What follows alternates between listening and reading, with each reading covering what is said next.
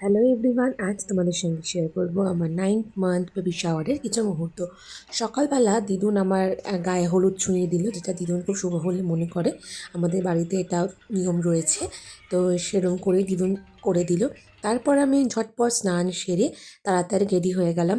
এরপর থেকেই আমার ফোনের কিছু ভিডিও ডিলিট হয়ে যায়, বাট যে ভিডিওগুলো ছিল তোমাদের সঙ্গে শেয়ার করলাম। এখানে আমার বন্ধুরা মিলে আমাকে একটা খুব সুন্দর ঘড়ি দিয়েছিলাম, সেটাই দেখছিলাম। তারপর এক এক করে আশীর্বাদ করলো বাড়ির বড়রা সবাই, দিদুন, দাদু, মা। আর মা স্বাদের জন্য আমাকে খুব সুন্দর একটা চোকার গিফট করেছিল, সেটা আমাকে বড় মাসি পরিয়ে দিচ্ছিল।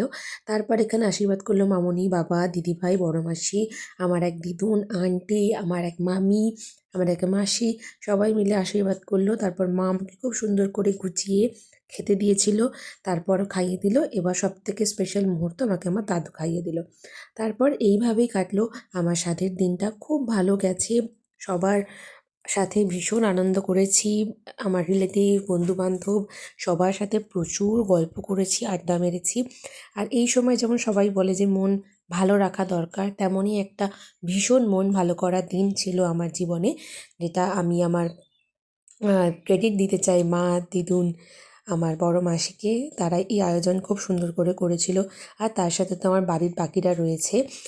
আর কেমন লাগলো আজকের ভিডিওটা অবশ্যই কমেন্ট করে জানিও। আজকের মতো টাটা।